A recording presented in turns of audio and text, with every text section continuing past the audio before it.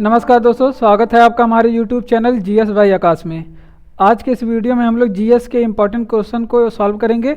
और देखिए, यदि आप कंपटीशन परीक्षा की तैयारी कर रहे हैं तो ये वीडियो आपके लिए बहुत इंपॉर्टेंट है। और यदि आप एसएससी जीडी का तैयारी कर रहे हैं खास करके, तो ये वीडियो आपके लिए बेहद ही इंपॉर्टेंट है। तो चलिए आज का प्रश्न शुरू करते हैं। तो देखिए, पहला प्रश्न है हमारा। तो सबसे पहले कह रहा है कि विश्व का सबसे ऊंचा जलप्रपात कौन सा है। तो आपको बताना है कि विश्व का सबसे ऊंचा जलप्रपात कौन सा है। तो आप सभी जानते हैं कि जो एंजिल जलप्रपात है, एंजिल जलप्रपात है, वो विश्व का सबसे ऊंचा जलप्रपात है। एंजिल जलप्रपात है वो विश्व का सबसे ऊंचा जलप्रपात है। और कहाँ पे है? वेनेजुएला में। और वेनेजुएला किस महाद्वीप का देश है? तो वेनेजुएला आप सभी जानते हैं दक्षिणी अमेरिका का महाद्वीप है। दक्षिणी अमेरिका का जो है ये महाद्वीप जो देश है वो क्या है? वेनेजुएला। ठीक, दक्षिणी अमेरिका का ये द्वीप देश है। ठीक, और वेनेजुएला को क्या कहते हैं? वेनेजुएला का दक्षिणी अमेरिका का द्वार भी कहते हैं। ये भी आप लोग ध्यान रखेंगे, दक्षिणी अमेरिका का द्वार किसे कहते हैं? वेनेजुएला को कहते हैं। आगे चलिए, इससे संबंधित प्रश्न जितने भी बन सकते हैं हम लोग ने लिया है। देखिए, नियाग्रा जलप्रपात। नियाग्रा जलप्रपात आप लोग बताएंगे ये यूएसए और कनाडा के सीमा के बीच में है। यूएसए और कनाडा के सीमा के बीच में कौन सा है? नियाग्रा जलप्रपात। और नियाग्रा जलप्रपात के बारे में बात करें तो यूएसए और कनाडा के बीच में जो सीमा रेखा उसे क्या कहते हैं हम लोग? 49 डिग्री समांतर। 49 डिग्री समांतर किसके बीच में है? यूएसए और कनाडा के बीच में है 49 डिग्री समांतर। और यदि आपसे पूछे कि 38 डिग्री समांतर किसके बीच में है, तो आप लोग इसका जवाब देंगे कि उत्तरी कोरिया और दक्षिणी कोरिया के बीच में। उत्तरी कोरिया और फिर क्या दक्षिणी कोरिया के बीच में क्या है? 38 डिग्री समांतर रेखा है। तो ये भी आप लोग ध्यान रखेंगे। आगे बात करते हैं। यहाँ पे देखिए, यूएसए और कनाडा के बीच में 49 डिग्री समांतर है। विक्टोरिया जलप्रपात है। तो देखिए, विक्टोरिया जलप्रपात की बात करें तो ये जाम्बेजी नदी पे बना हुआ है। जाम्बेजी नदी पे। और जाम्बेजी नदी पे किस महाद्वीप में? तो ये अफ्रीका में पड़ता है। जाम्बेजी नदी किस महाद्वीप का नदी है? तो अफ्रीका का नदी है जाम्बेजी नदी। तो इस पे बना हुआ है कौन सा? विक्टोरिया जलप्रपात। लेकिन आपसे पूछे विक्टोरिया झील कहाँ पे है, तो ये भी आप याद रखेंगे कि अफ्रीका में है। विक्टोरिया झील कहाँ पे है? अफ्रीका में। लेकिन विक्टोरिया मरुस्थल पूछे तो इसका जवाब कुछ दूसरा हो जाएगा। विक्टोरिया मरुस्थल कहाँ पे है? ऑस्ट्रेलिया में विक्टोरिया मरुस्थल है। अब विक्टोरिया झील से कौन सी फेमस नदी निकलती है? नील नदी निकलती है।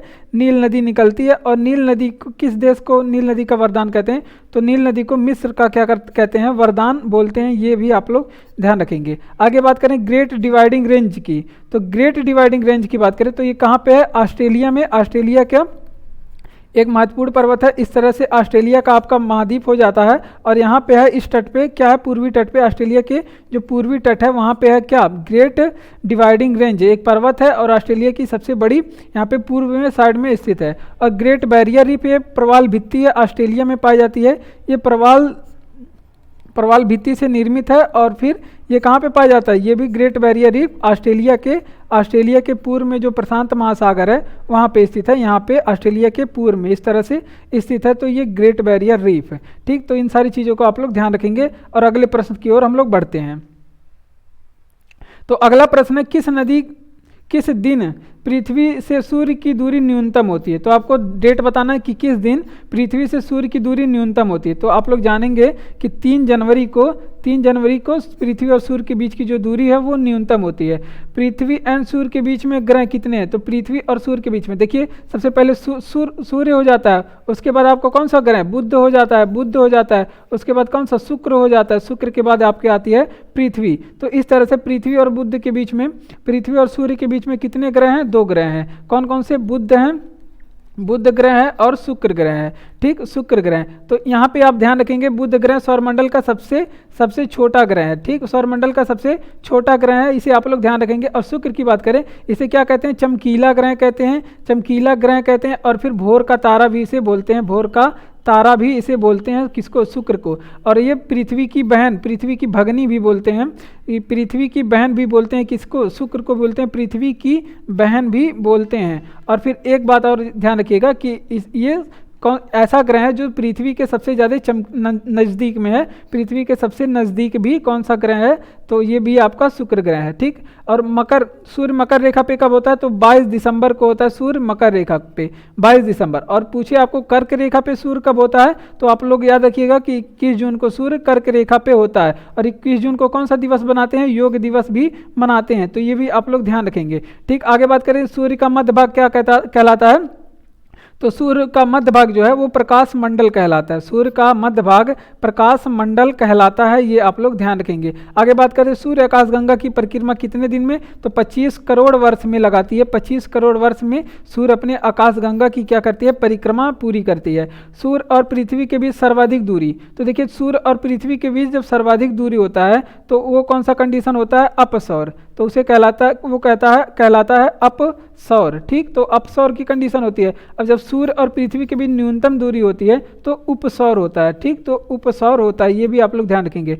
और सूर्य पृथ्वी चंद्रमा जब सीधी रेखा में हो, देखिए जब यहाँ पे सूर्य चंद्रमा और पृथ्वी सीधी रेखा में हो, इस तरह से ये आपका सन हो गया, ये आपका मून हो गया, और ये आपका क्या हो गया, अर्थ यानी कि पृथ्वी जब सीधी रेखा में होती है तो क्या आता है, बृहद ज्वार आता है। तो फिर क्या कैसी कंडीशन, बृहद ज्वार की कंडीशन होती है। ठीक, आप लोग इसे ध्यान रखेंगे, बृहद ज्वार आता है। तो क्योंकि देखिए चंद्रमा का भी आकर्षण बल लगता है पृथ्वी पे, साथ में सूर्य का भी आकर्षण बल लगता है, तो यहाँ पे बृहद ज्वार आता है। कौन सा ज्वार आता है, बृहद ज्वार की कंडीशन होती है। ठीक, और फिर जब सूर्य पृथ्वी चंद्रमा सीधी समकोण रेखा में हो, तो सूर्य चंद्रमा पृथ्वी जब समकोण रेखा पे, देखिए यहाँ पे सन हो गया आपका, यहाँ पे पृथ्वी हो जाएगी यानी कि अर्थ, यहाँ पे हो जाएगा मून यानी कि चंद्रमा। तो इस तरह से सन का जो सूर्य का आकर्षण बल है इस दिशा में होगा, और जो अर्थ है इसका आकर्षण जो चांद है उसका आकर्षण बल ऊपर की तरफ होगा। तो इस तरह से यहाँ पे कौन सा ज्वार आ जाएगा, लघु ज्वार आ जाएगा। तो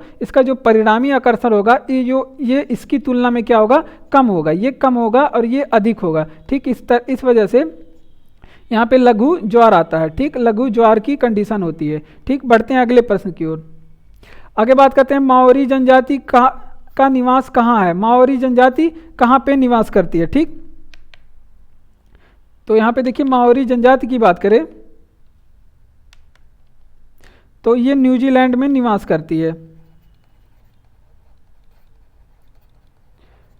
न्यूजीलैंड में माओरी जनजाति। लाई जनजाति की बात करें तो आप लोग बताएंगे लाई जनजाति कहाँ पे निवास करती है, म्यांमार में। म्यांमार भारत का एक पड़ोसी देश है जिसकी राजधानी क्या होती है, नैपीडो होती है। ठीक, नई राजधानी। टोडा जनजाति कहाँ, नीलगिरी पहाड़ी पे स्थित है, नीलगिरी पे पाई जाती है, नीलगिरी पहाड़ी पे टोडा जनजाति पाई जाती है। ठीक, बुशमैन जनजाति ये कालाहारी मरुस्थल, यहाँ पे जितनी भी इंपॉर्टेंट जनजातियाँ हैं जो हमारे एग्जाम में पूछी जाती हैं सारे को ली गई है।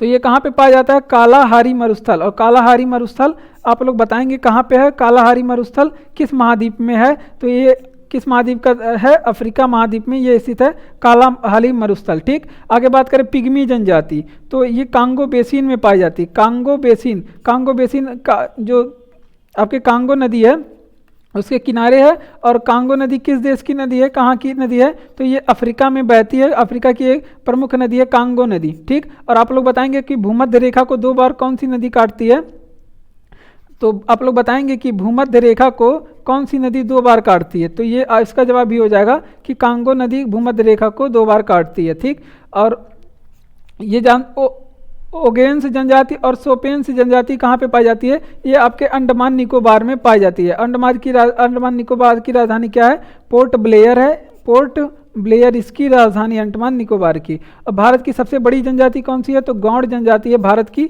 सबसे बड़ी जनजाति। ठीक, आगे हम लोग बढ़ते हैं अगले प्रश्न।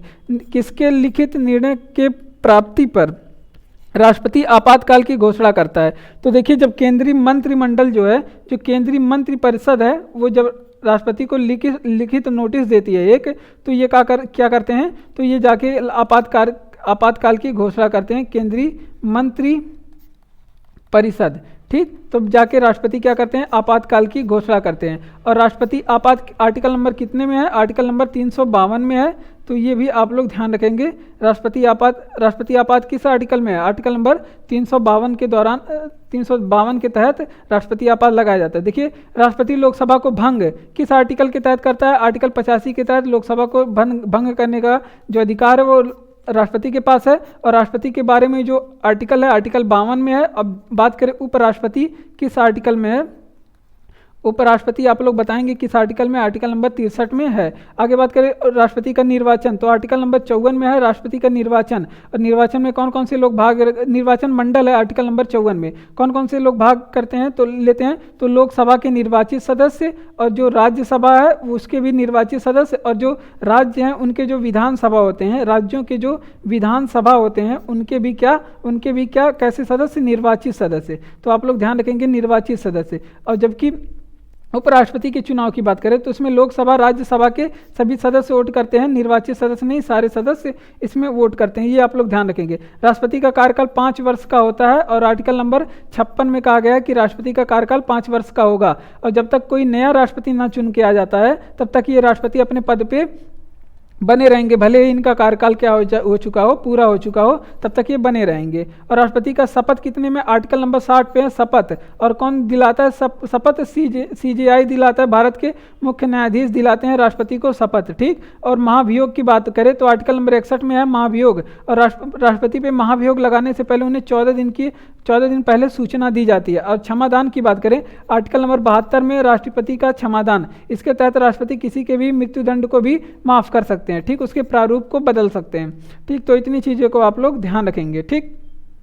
वर्तमान समय में राष्ट्रपति कौन है, द्रौपदी मुर्मू है। वर्तमान समय में जो राष्ट्रपति हैं द्रौपदी मुर्मू है, तो ये भी आप लोग ध्यान रखेंगे। और भारत के जो पहले राष्ट्रपति थे वो कौन थे, डॉक्टर राजेंद्र प्रसाद थे, ये भी आप लोग ध्यान रखेंगे। डॉक्टर राजेंद्र प्रसाद भारत के पहले जो राष्ट्रपति थे वो हैं, ठीक। इनसे पहले रामनाथ कोविंद थे,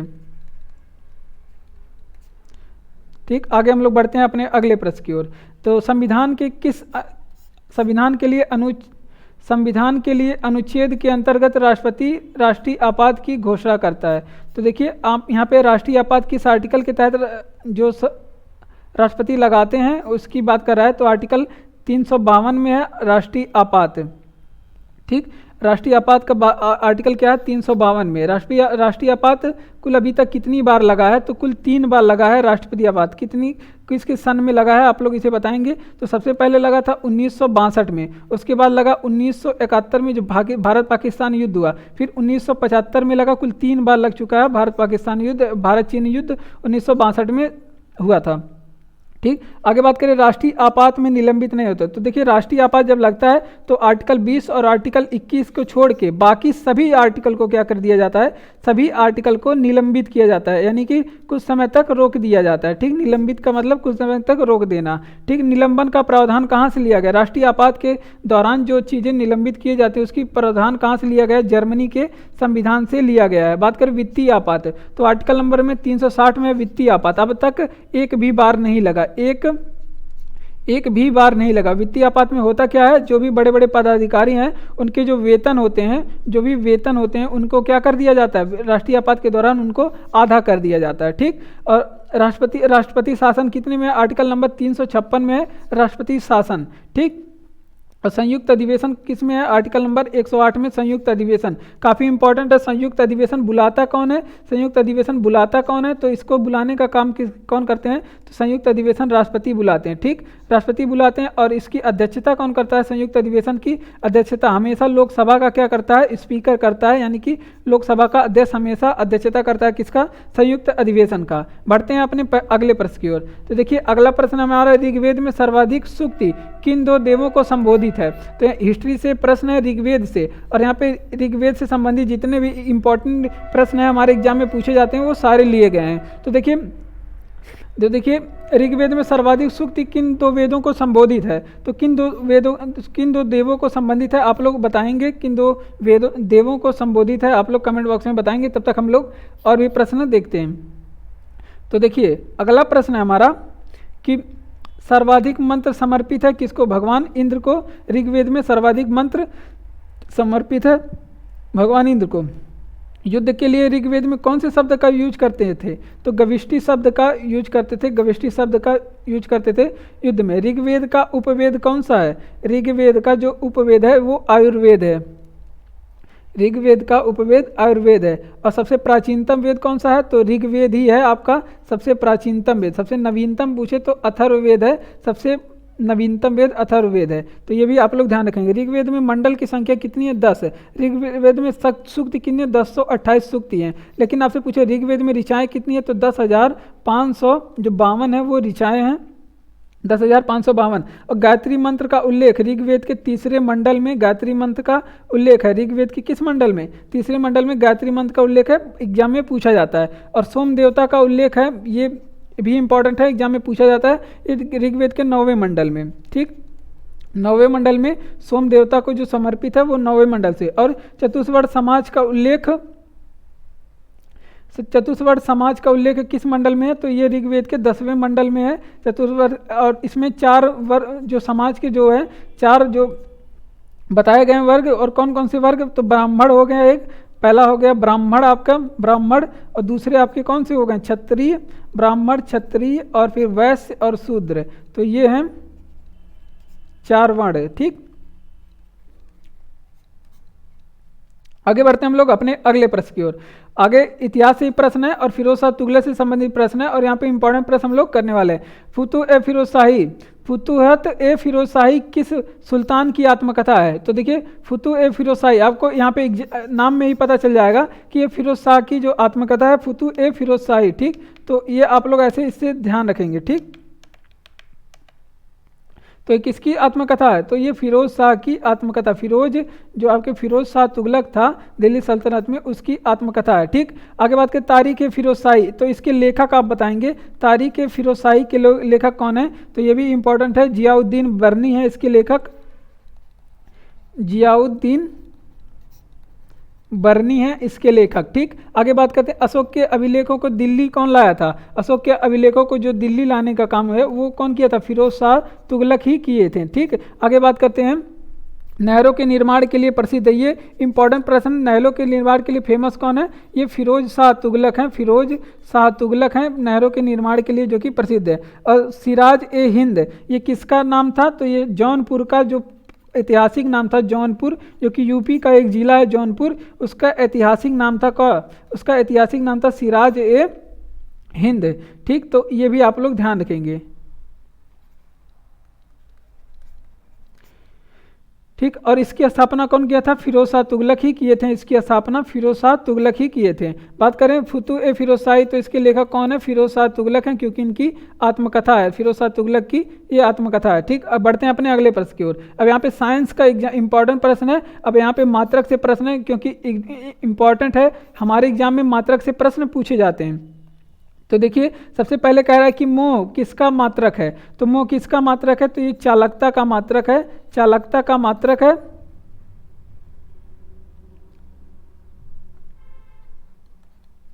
चालकता का मात्रक है मोह। ठीक, चालकता का मात्रक है मोह। और त्वरण का मात्रक क्या है? तो आप लोग बताएंगे कि न्यूटन प्रति किग्रा क्या होता है? न्यूटन प्रति किग्रा क्या होता है? त्वरण का मात्रक। और विद्युत तीव्रता का मात्रक है, तो आप सभी जानते हैं विद्युत तीव्रता का मात्रक क्या है? न्यूटन प्रति कूलाम। ठीक, न्यूटन प्रति कूलाम इसका मात्रक होता है। और प्रदीप्त घनत्व का मात्रक क्या होता है? फ्लक्स होता है इसकी मात्रक। ठीक, आगे बात करें प्रतिरोध का मात्रक क्या होता है? ओम होता है प्रतिरोध का मात्रक ओम। और शक्ति का मात्रक क्या होता है? जूल प्रति सेकंड, ये शक्ति का मात्रक होता है जूल प्रति सेकंड शक्ति का मात्रक होता है। दूरी का सबसे बड़ा मात्रक क्या होता है? पारसेक होता है दूरी का सबसे बड़ा मात्रक। और चुंबकीय क्षेत्र का मात्रक आपसे पूछे क्या होता है? तो ये होता है टेस्ला, जिसे क्या बोलते हैं?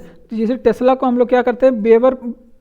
वेबर प्रति मीटर स्क्वायर भी इसे आप कहते हैं। ठीक, और दाब का मात्रक क्या होता है? पास्कल होता है दाब का मात्रक। और वायुमंडलीय दाब का मात्रक क्या होता है? वायुमंडलीय दाब का मात्रक पूछे तो वो इसका मात्रक क्या होता है? बार होता है वायुमंडलीय दाब का मात्रक। और ध्वनि तीव्रता का मात्रक क्या होता है? ध्वनि तीव्रता का जो मात्रक है वो आपका डेसिबल होता है। उसके बाद आपसे पूछे कि आवृत्ति का मात्रक बताइए, तो आप लोग बताएंगे कि हर्ट्ज होता है आवृत्ति का मात्रक, हर्ट्ज होता है, और इसका सिंबल इस तरह से HZ होता है, ये भी आप लोग ध्यान रखेंगे। और कोणीय त्वरण आपसे पूछे कि कोणीय त्वरण का मात्रक क्या है? कोणीय त्वरण का मात्रक क्या है? तो आप लोग बताएंगे रेडियन प्रति सेकंड होता है, रेडियन तो रेडियन प्रति सेकंड होता है, रेडियन प्रति सेकंड ये त्वरण का मात्रक होता है। बढ़ते हैं अपने अगले प्रश्न की ओर। आगे प्रश्न है बायोलॉजी से प्रश्न है और इम्पोर्टेंट प्रश्न है क्योंकि मस्तिष्क है, मानव मस्तिष्क का कौन सा भाग है जो श्वसन क्रिया, हृदय गति तथा रक्त संचार। तो आपसे पूछे अलग से, जैसे पूछे श्वसन क्रिया को कौन सा नियंत्रण करता है मानव का मस्तिष्क का कौन सा भाग, और हृदय की गति को मानव मस्तिष्क का कौन सा भाग नियंत्रण करता है, या फिर रक्त संचार का पूछे तो सारे के जवाब एक ही हो जाएंगे। कौन सा? तो इसका नियंत्रण का काम जो करता है मेडुला ऑब्लांगेटा करता है, मेडुला ऑब्लांगेटा इसके नियंत्रण का कार्य करता है। और मस्तिष्क, मानव मस्तिष्क का जो सबसे बड़ा भाग होता है वो कौन सा होता है? प्रेम मस्तिष्क होता है, प्रेम मस्तिष्क होता है मानव शरीर का सबसे बड़ा भाग। और मेनिंजाइटिस रोग किसके होता है? ये रीढ़ से संबंधित है, रीढ़ से संबंधित है और मस्तिष्क से भी संबंधित है मेनिंजाइटिस रोग। अल्जाइमर रोग का संबंध किससे है? तो ये मस्तिष्क से संबंधित रोग है अल्जाइमर। बात करें शरीर के संतुलन का कार्य कौन सा करता है, तो ये आप लोग जानते हैं कि सेरिब्रम इसके संतुलन का काम करता है। और स्मरण शक्ति का काम कौन सा? सेरिबेलम, इसका सेरिबेलम, शरीर के संतुलन का काम सेरिबेलम करता है। और जबकि स्मरण शक्ति का काम कौन सा करता है? सेरिब्रम करता है। ठीक, तो ये आप लोग ध्यान रखेंगे। ईसीजी जांच किससे संबंधित है? मस्तिष्क से ही संबंधित है ईसीजी जांच। आगे बात करते हैं मनुष्य के रक्त में लाल रंग का कारण है, तो हीमोग्लोबिन होता है। मनुष्य के रक्त में क्या होता है? हीमोग्लोबिन होता है, जिसके कारण क्या होता है? हीमोग्लोबिन के कारण क्या होता है? मनुष्य का जो रक्त है वो कैसा होता है? लाल होता है। ठीक, ये आप लोग ध्यान रखेंगे। अब यहाँ पे रक्त से संबंधित जो इंपॉर्टेंट प्रश्न है जो एग्जाम में पूछे जाते हैं उसको लिया गया है। तो देखिए यहाँ पे आप लोग देखिए बहुत ही ज़्यादा इंपॉर्टेंट है। WBC का कार्य क्या है? तो आप लोग बताएंगे कि जो WBC का कार्य है वो क्या होता है मानव शरीर में? वो बीमारी से लड़ना इसका काम होता है। WBC का काम बीमारी से लड़ना। और RBC का रंग क्यों लाल होता है? तो ये हीमोग्लोबिन के कारण क्या होता है? RBC का रंग जो है वो लाल होता है। ठीक, आगे हम लोग बात करते हैं रक्त का pH कितना होता है? 7.4 होता है। रक्त का pH 7.4 होता है, जबकि दूध का pH आपसे पूछ ले तो 6.6 दूध का pH होता है। और रक्त थक्का रोकथाम में सहायक कौन सा होता है? तो रक्त को थक्का जमने नहीं देता है हिपेरिन। हिपेरिन क्या काम करता है? रक्त को नसों में जमने नहीं देता है। और रक्त का थक्का जमाने में सहायक विटामिन, तो विटामिन सी मदद करता है किसमें? रक्त के थक्का बनाने में। रक्त को थक्का बनाने में विटामिन के सहायता करता है। बात करते हैं रक्त का थक्का नहीं बनता, तो रक्त का थक्का नहीं बनता किसमें नहीं बनता है? तो जब आपको हीमोफीलिया रोग हो जाता है, हीमोफीलिया में क्या हो जाता है? ये रक्त का थक्का बनना बंद हो जाता है। और रक्त की माप किससे करते हैं? स्फिग्नोमैनोमीटर से रक्त का माप करते हैं।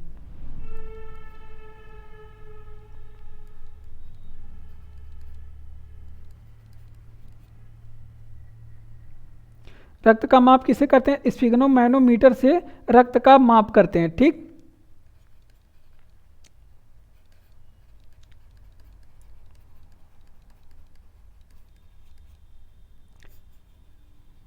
तो ये आप लोग ध्यान रखिए। और रक्त समूह का खोज किसने किया था? तो कार्ल लैंड स्टीनर ने क्या किए थे? ये रक्त समूह का खोज किए थे। और रक्त शुद्ध किस में होता है? तो किडनी में होता है। रक्त शुद्ध किस में होता है? किडनी में रक्त शुद्ध। और जबकि हृदय का काम क्या है? हृदय का काम है